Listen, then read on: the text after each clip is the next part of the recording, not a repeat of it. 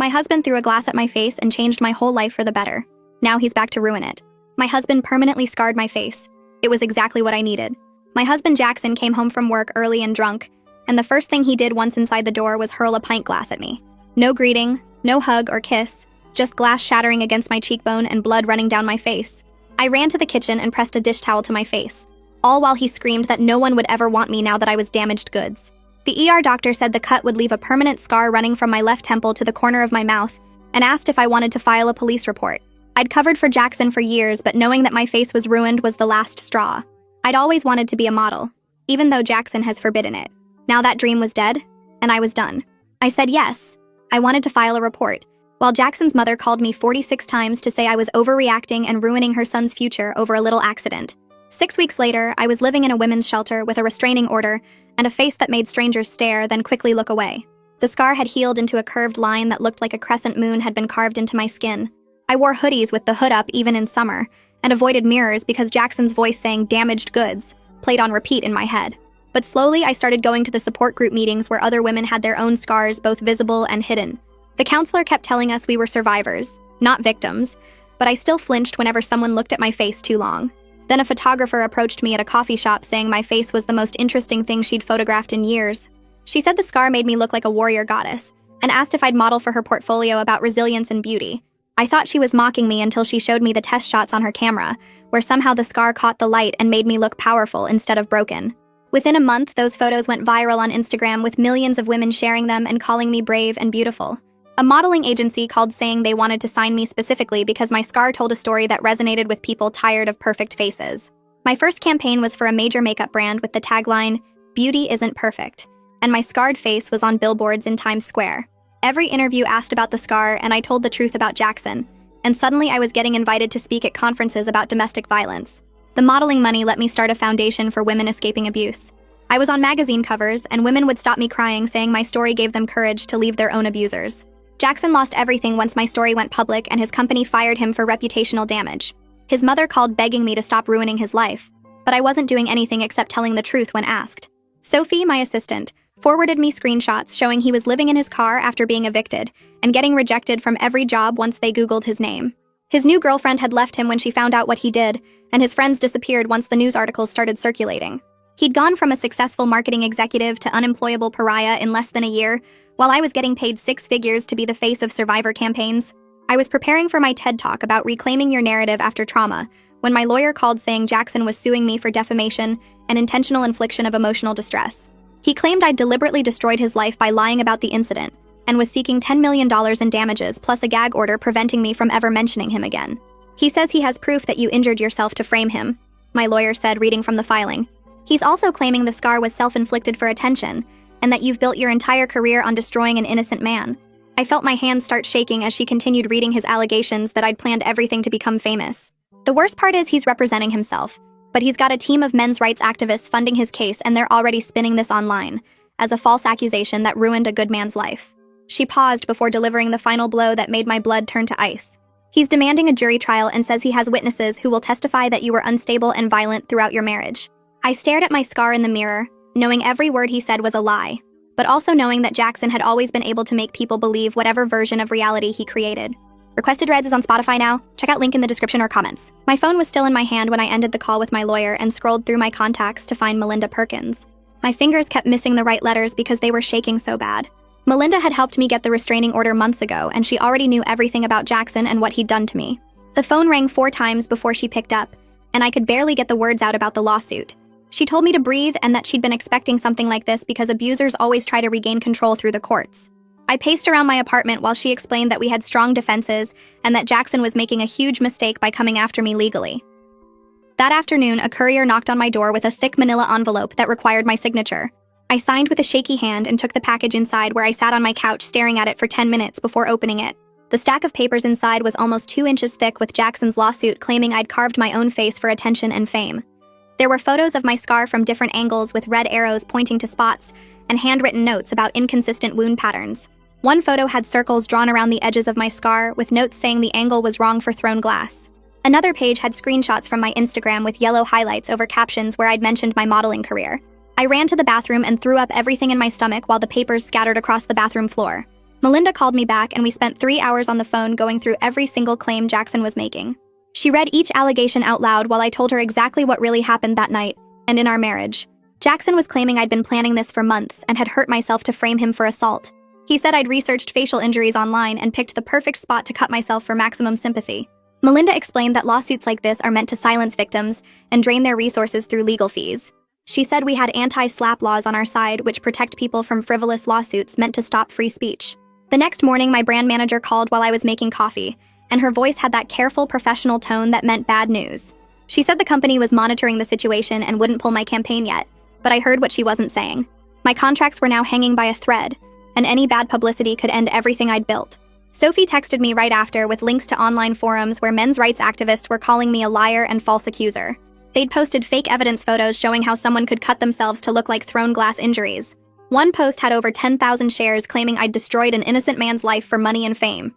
The comments were full of people saying I should be in jail for what I'd done to Jackson. Someone had even created a whole website dedicated to proving my scar was fake with diagrams and medical terminology I didn't understand. I met Melinda in person at her downtown office that afternoon, where she had law books spread across her conference table. She explained that anti-SLAPP stood for Strategic Lawsuit Against Public Participation, and these laws existed specifically for cases like mine. She showed me similar cases where abusers had sued their victims for speaking out and lost badly. We spent 2 hours drafting a motion to dismiss most of Jackson's claims as legally baseless attempts to silence me. She said his emotional distress claim was weak, because telling the truth about abuse isn't grounds for a lawsuit. That evening, FundMe called from the women's shelter where I'd stayed after leaving Jackson to check how I was handling everything. She said Jackson filing this lawsuit was a form of continued abuse, and we needed to update my safety plan immediately.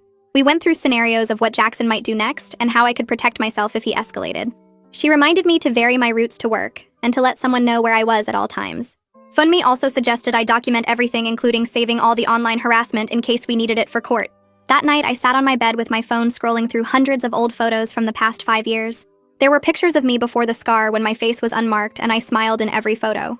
Then photos during my marriage where my smile got smaller and smaller until it disappeared completely. The photos after I left showed my scar healing from an angry red line to the pale curve it was now. I found one photo from our wedding where Jackson's hand was gripping my arm, so tight you could see my skin bunching up. Another photo from a company party showed a bruise on my shoulder that I'd covered with makeup but was still visible. These photos reminded me what I'd survived and what I was fighting to protect by telling my truth. Melinda called the next day to warn me that discovery meant Jackson could request access to my texts, emails, and medical records. The thought of his lawyers going through years of my private messages looking for anything to twist made my skin crawl. They could request my therapy notes where I'd talked about my darkest moments after leaving him. They could dig through my medical history trying to find proof I'd ever hurt myself before. Melinda said we'd fight every unreasonable request, but some information would have to be shared as part of the legal process. Elise called that afternoon about the gallery show next month that would feature the photos she'd taken of me. She was worried the controversy might affect attendance, or that protesters might show up to disrupt the event. We talked about whether to postpone, but I refused to let Jackson control my career timeline or make me hide. The photos were about survival and strength, and backing down now would let him win all over again. 3 days later, my phone buzzed with a notification from an email address I didn't recognize, and when I opened it, my stomach dropped.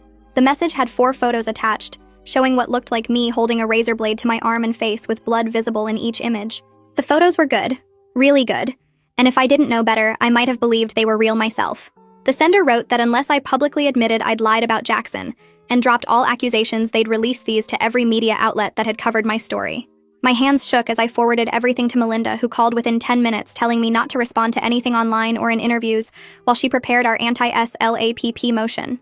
She said this was classic intimidation, and we'd handle it through proper legal channels, but the silence while lies spread across social media felt worse than being physically hurt.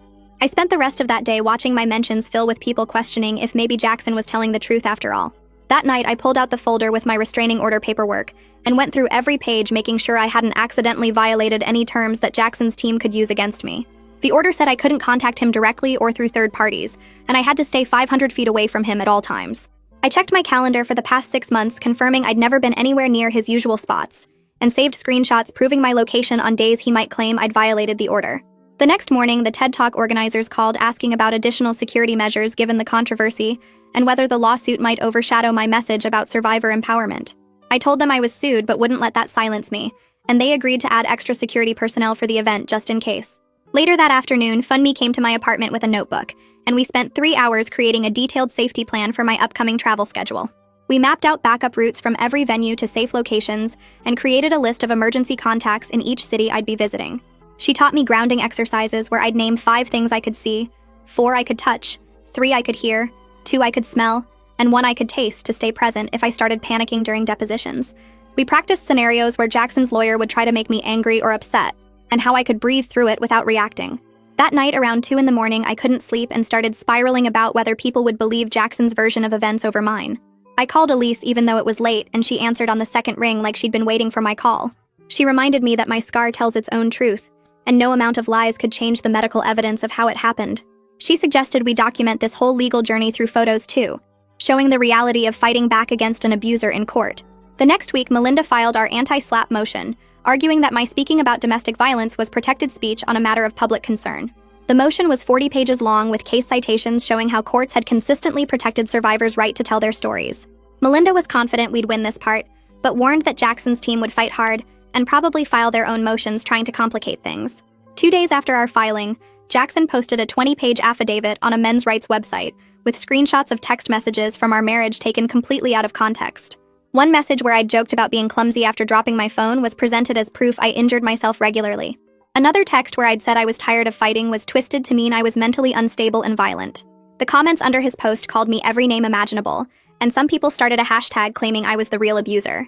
My phone rang that afternoon, and the caller introduced himself as Desmond Price, an investigative journalist who'd been following cases of litigation abuse against domestic violence survivors. He wanted background information for a piece he was writing about how the legal system gets weaponized against victims. I was wary of talking to any journalist, but agreed to an off-the-record conversation about the patterns I was seeing in Jackson's tactics. We talked for an hour about how abusers use lawsuits to maintain control and drain their victims financially and emotionally. The next morning, Sophie forwarded me an email from the makeup brand's legal department saying they were pausing my campaign pending the lawsuit's outcome. The email used corporate language about protecting brand reputation, but what it meant was I'd lost my biggest source of income. I opened my banking app and calculated how long my savings would last, while paying Melinda's fees and my regular expenses. If this dragged on more than 6 months, I'd be in serious trouble financially. Sophie helped me update my budget, cutting everything non-essential, and started reaching out to other brands to see if anyone would still work with me despite the controversy. Most didn't even respond, and the ones that did said they'd have to wait until the legal situation was resolved. I looked at my scar in the bathroom mirror that night, thinking about how it had gone from my shame to my power, and now felt like a target Jackson was using to destroy me all over again.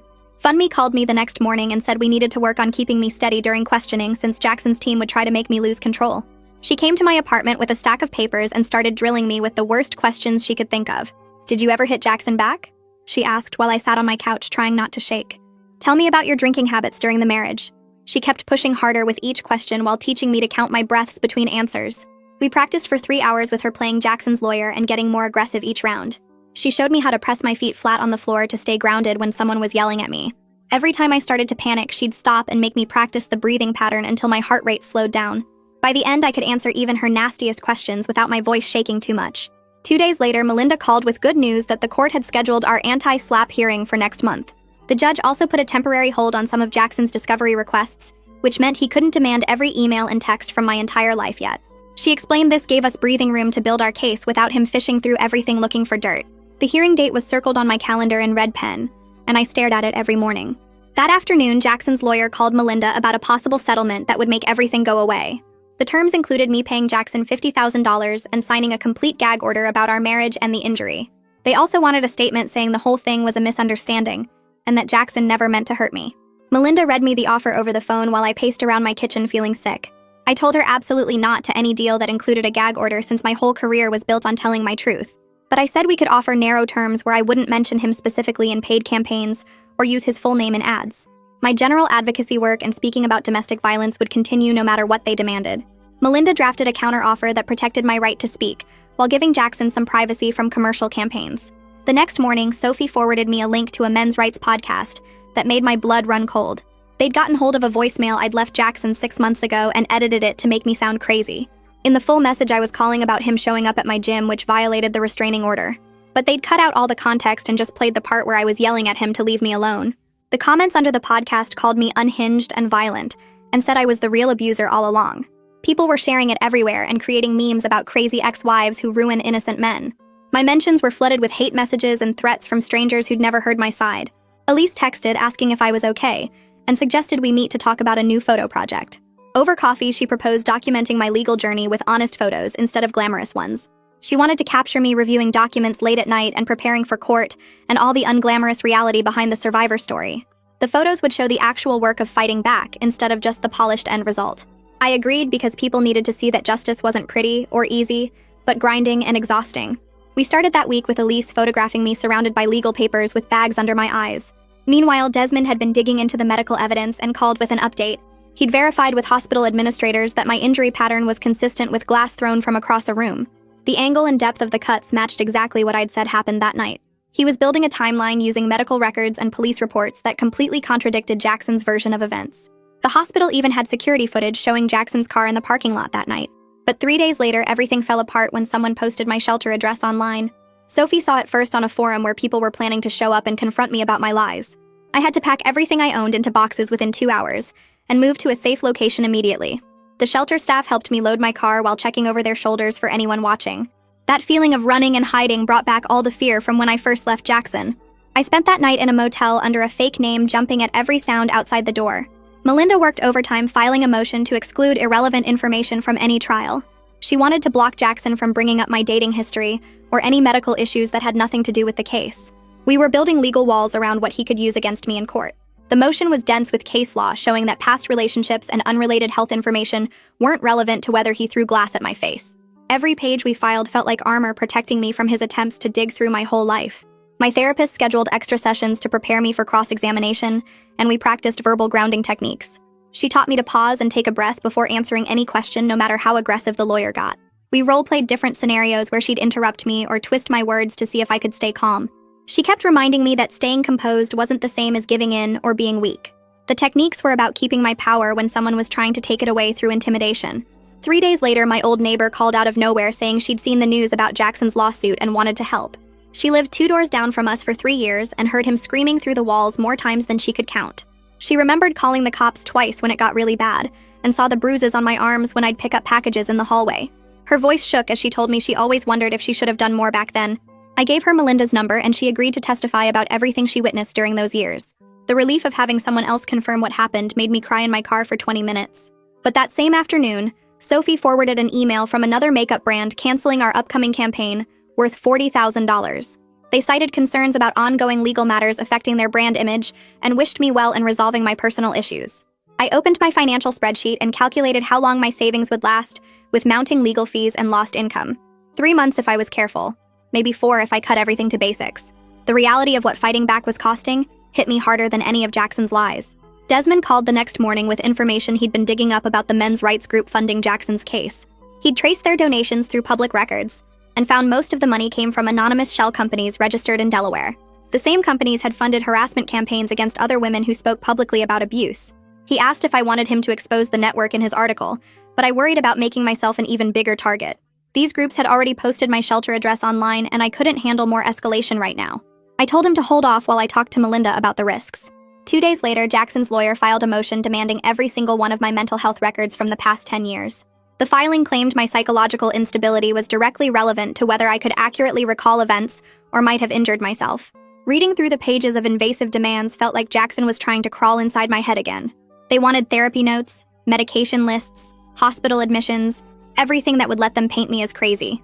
Melinda immediately started drafting a protective order to limit what they could access. She explained that trauma recovery wasn't the same as instability, and my seeking help after abuse shouldn't be used against me. We spent hours going through what was actually relevant versus what was just meant to intimidate and embarrass me. The motion argued that only treatment dates and diagnoses were potentially relevant, not detailed session notes or personal revelations. Every legal filing felt like building a wall between Jackson and my most vulnerable moments. Meanwhile, Elise had been working on the photos from our documentation sessions and asked me to come see the test prints. The images showed me surrounded by legal papers with exhaustion written across my face. Another showed me practicing deposition answers in the mirror with my hands clenched into fists. They weren't glamorous or inspiring like the campaign photos, but they showed something real about what survival actually looked like. For the first time, I saw my story as powerful instead of just painful. She wanted to release them as a series about the unglamorous reality of seeking justice. The courthouse clerk called to notify us that Judge Sinead Maloney had been assigned to our case. Melinda's whole mood lifted when she heard the name because Judge Maloney was known for running an efficient courtroom and shutting down grandstanding. She didn't tolerate lawyers who tried to turn proceedings into performances and stuck closely to legal standards. Melinda said this was good news since we had medical evidence and witness testimony on our side. Facts mattered more than theatrics in Judge Maloney's courtroom. A week later, we got the ruling on Jackson's motion for my medical records. The judge denied most of his requests, but allowed him to get basic treatment dates and general diagnoses from the past 5 years. It felt like a partial victory that still left me exposed. Knowing Jackson would see that I'd been in therapy and on anxiety medication made my skin crawl. But at least he wouldn't get the actual session notes where I'd talked about him. The court also set the deposition schedule with me going first, then our neighbor witness, then the ER doctor who treated my injury. Looking at the calendar and seeing the date circled made my anxiety spike so bad I couldn't eat for 2 days. Melinda scheduled extra prep sessions where we practiced every possible question Jackson's lawyer might ask. She taught me to pause before answering, to ask for clarification if needed, and to never volunteer information beyond what was asked. We went over my story again and again until I could tell it without getting emotional. The morning of my deposition arrived and I threw up twice before leaving my apartment. Jackson's lawyer was a thin man with cold eyes who interrupted me constantly and twisted everything I said. He'd ask a question then cut me off mid-answer to ask something else. When I described the night Jackson threw the glass, he kept asking if I was sure about tiny details like what color shirt Jackson wore. Melinda objected when he got too aggressive, using legal terms I didn't understand to protect me within the rules. I focused on my breathing exercises and kept my answers short and factual.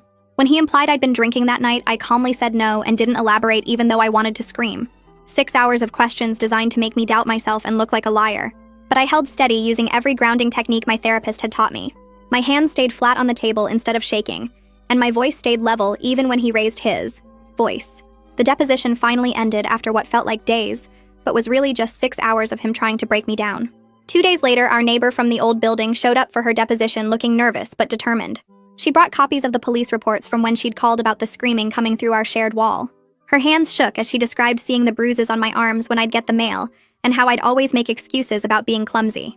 Jackson's lawyer tried to suggest she was misremembering or exaggerating, but she had dates written in her diary that matched the police calls. She even had photos she'd taken of my bruises through her peephole because she was worried about me, but didn't know how to help. The lawyer kept pressing her about whether she actually saw Jackson hit me, but she stayed calm and repeated that she saw the results and heard the fights.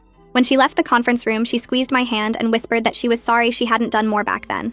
The next week, the ER doctor who treated my face that night came in for his deposition carrying a thick folder of medical records. He laid out x-rays and photos of my injury while explaining the angle of the cut and how the glass fragments were embedded. Jackson's lawyer tried to argue that I could have thrown the glass at myself, but the doctor pulled out diagrams showing the trajectory was impossible for self-infliction. He explained how defensive wounds look different from attack wounds, and mine showed clear signs of being struck from several feet away. The doctor stayed professional even when the lawyer got frustrated and started raising his voice about medical opinions versus facts. He simply pointed to each piece of evidence and repeated his medical findings based on 20 years of emergency room experience. Jackson's deposition happened 3 days later, and Melinda warned me it might get ugly since he was representing himself now. He showed up in a wrinkled suit looking like he hadn't slept in days with papers spilling out of a briefcase. Melinda started with simple questions about the night he threw the glass, but his story kept changing with each answer. First, he said he wasn't home, then admitted he was there but claimed I threw it at myself, then changed it to an accident. Every time Melinda pressed for details, he'd get angry and start yelling about how this was all a conspiracy to ruin him. She'd calmly ask him to answer the question while marking each contradiction in her notes for the trial. At one point, he slammed his hand on the table and screamed that I was a lying witch who'd planned everything. The court reporter had to ask him 3 times to speak more clearly because his rants were becoming incoherent. By the end, he'd contradicted his own affidavit 12 times, and admitted he'd been drinking that night after denying it earlier. 2 weeks later, we went to court for the anti-slap hearing where Melinda would argue that my speaking about abuse was protected free speech. The courtroom was packed with reporters and some of the men's rights activists who'd been funding Jackson's case. Judge Maloney entered looking stern and immediately told everyone she'd remove anyone who disrupted the proceedings. Melinda stood up and explained how my story about surviving abuse was a matter of public concern protected by the First Amendment. She showed how Jackson's lawsuit was designed to silence me from speaking about domestic violence at all. Jackson's lawyer argued that I'd become a public figure making money off destroying Jackson, so I'd opened myself to defamation claims. Judge Maloney asked pointed questions about what specific statements I'd made that were provably false. The lawyer fumbled through his notes trying to find examples, but kept coming back to vague claims about ruining Jackson's reputation. After 2 hours of arguments, Judge Maloney called a recess to review the evidence and came back with her ruling. She granted our motion partially by dismissing all the defamation claims since Jackson couldn't prove any false statements. But she let a narrow emotional distress claim continue to trial, saying Jackson might have grounds there. Melinda squeezed my shoulder, saying this was actually a big win since most of his case was now gone. The judge then awarded me partial attorney fees for the dismissed claims, which would help with the mounting legal bills. It wasn't enough to cover everything, but getting $30,000 back made a huge difference to my bank account. Sophie had been monitoring online reactions during the hearing and showed me her phone afterward with mixed responses. Some people who'd been attacking me posted apologies saying they'd been wrong to doubt my story. But others doubled down on their conspiracy theories, claiming the judge was biased or that I'd paid off witnesses. The truth coming out in court didn't magically change everyone's mind about what happened. That evening, the TED Talk organizers called about my upcoming speech scheduled for next month. They suggested pre-recording it in a controlled studio environment instead of doing it live for safety reasons. After what happened in court with the activists showing up, I agreed that having control over the recording made more sense. We scheduled the studio session for the following week so I'd have time to practice without worrying about disruptions. A month later, Judge Maloney scheduled a settlement conference to try resolving the case before trial. She had us in separate rooms while she went back and forth trying to find middle ground between our positions. Melinda came back from one session saying Jackson's position was softening as the trial date got closer, and reality set in. He'd offered to drop everything if I signed a complete non-disclosure agreement about our entire relationship. But when Melinda countered that I'd agree not to name him in paid campaigns but needed to continue my advocacy work, he exploded. Judge Maloney came to our room looking frustrated, saying Jackson absolutely refused any deal that let me speak about domestic violence even generally. His insistence on controlling whether I could even say the words domestic violence showed he hadn't changed at all from the man who used to control what I wore and who I talked to. 2 weeks after the failed settlement conference, Elise texted me photos she'd been taking during our legal meetings and court appearances. The images showed me hunched over documents with dark circles under my eyes, walking into the courthouse with my shoulders tight, sitting in waiting rooms staring at nothing. She'd captured the exhaustion and fear that magazines never wanted to show. She asked if she could post them online as a series about what fighting back really looks like. I said yes because I was tired of pretending this was easy or empowering when most days it felt like drowning. She uploaded them to her photography account that night with simple captions about the reality of seeking justice. Within hours, thousands of people were sharing them and commenting that they finally saw themselves in these images instead of the polished survivor narrative. Women messaged saying the photos made them feel less alone in their own legal battles. The response wasn't viral or sensational, but it was real and thoughtful. People connected with seeing the mess and exhaustion instead of another inspirational story. 3 days before trial, Melinda filed motions about what evidence could be presented. She argued that random social media posts from strangers couldn't be used to prove I'd caused Jackson emotional distress.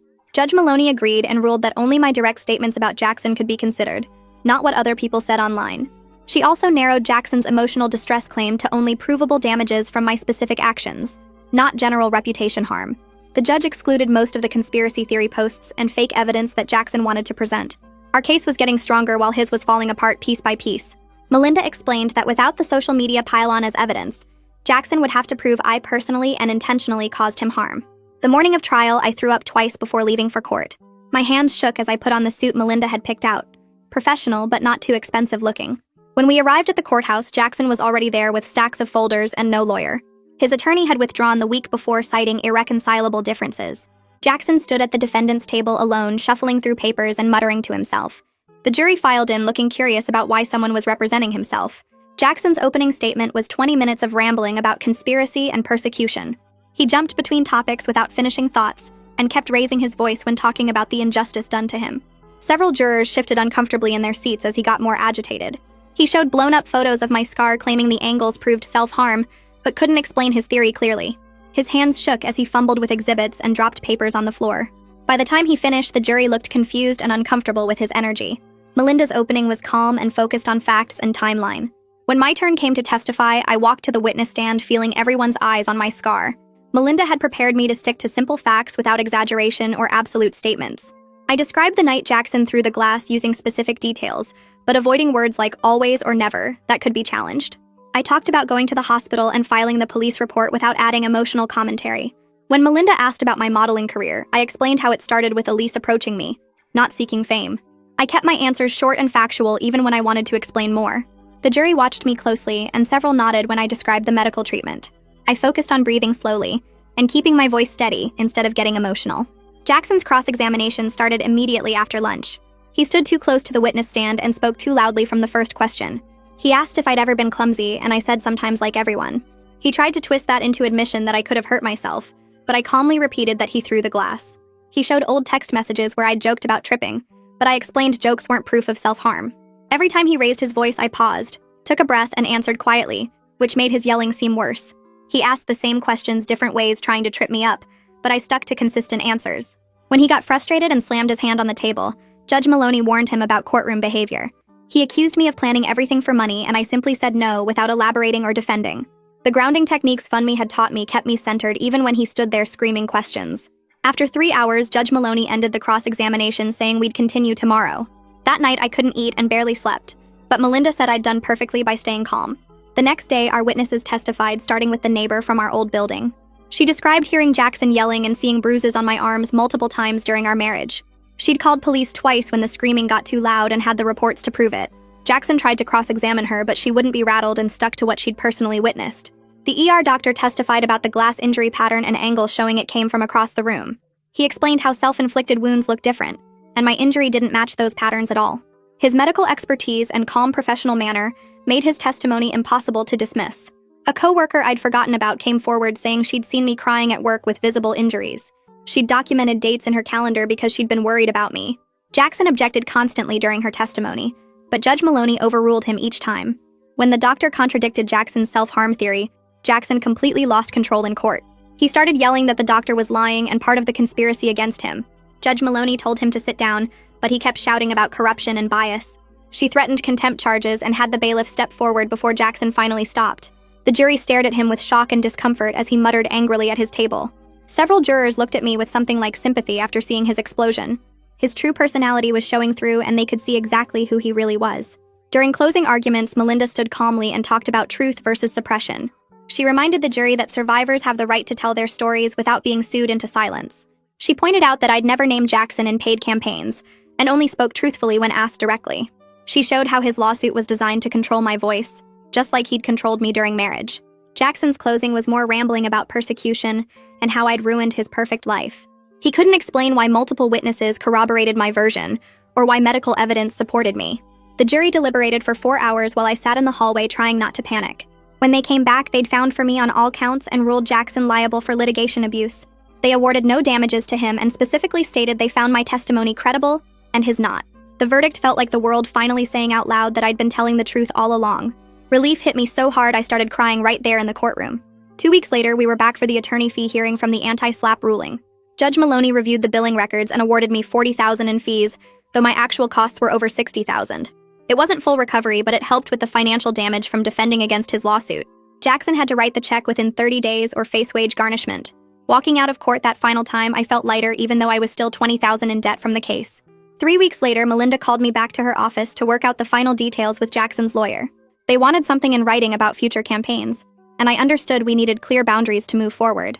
We spent 4 hours going through every word of the agreement while Jackson sat across the table looking smaller than I'd ever seen him. The terms were simple enough that I wouldn't use his name in any paid advertising or sponsored content. I could still do my advocacy work and speak at conferences about domestic violence as long as I kept it general. Jackson's lawyer pushed for more restrictions, but Melinda shut that down fast, saying survivors have the right to share their experiences. When we finally signed the papers, Jackson wouldn't even look at me, and his hands shook as he wrote his name. The next morning, my pre-recorded TED Talk went live online after months of planning and editing. I'd filmed it in a controlled studio environment 2 weeks before trial started when I could still focus.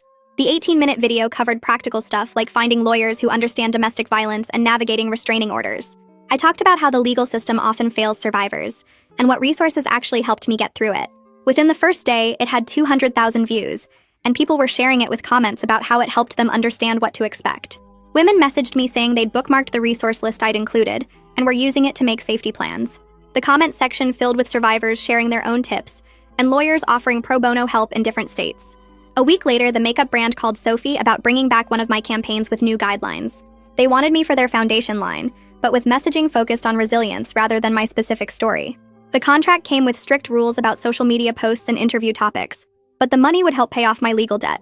Sophie negotiated for 2 days to get better terms while other brands stayed quiet and watched how this would play out. 3 smaller companies reached out with interest but wanted to wait until the controversy died down more. I signed the makeup contract knowing it was just the first step in rebuilding my career slowly and carefully. Desmond's article came out in a major news magazine the following week with the headline, "When Lawsuits Become Weapons." He'd spent months investigating how abusers use the court system to continue controlling their victims after they leave. My case was one of 5 examples he used showing the pattern of frivolous lawsuits meant to drain resources and silence survivors. He'd been careful not to sensationalize anything and focused on the systemic problems rather than individual drama. The piece included statistics about how many survivors face retaliatory lawsuits and how few states have strong anti-slap protections. Legal experts quoted in the article called for reform and better protections for people speaking about their experiences. The article got picked up by other outlets and started conversations in legal circles about litigation abuse. That same week, I wrote a check for $15,000 to fund Me's shelter for their legal aid program. It was a third of what I'd recovered in attorney fees, but I wanted other women to have access to lawyers who understood. Funmi called me crying when the check arrived, saying it would fund free legal consultations for dozens of women.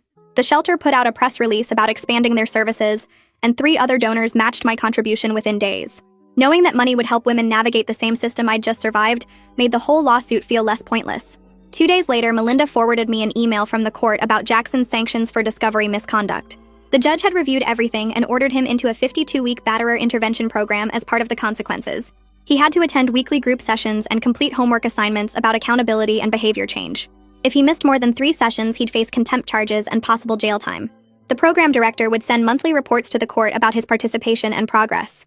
Jackson had fought it, but the judge said his courtroom behavior showed he needed intervention. For the first time, the system was forcing him to face what he'd done, instead of letting him deny and deflect. 3 months after the trial ended, I woke up early on a Saturday morning to complete silence. I made coffee in my small kitchen and stood by the window watching the sun come up over the city. My reflection caught in the glass and I saw my scar clearly in the morning light. I traced it with my finger from temple to mouth corner and waited for Jackson's voice to start playing in my head. Nothing came except the sound of birds outside and steam from my coffee cup rising in the cool air. The scar was just part of my face now, like my nose or my eyes, without any voice attached to it. I looked at it for a full minute and felt nothing but ownership of my own story and survival. Later that morning, I picked up my phone and typed out a message to Elise about doing another photo shoot.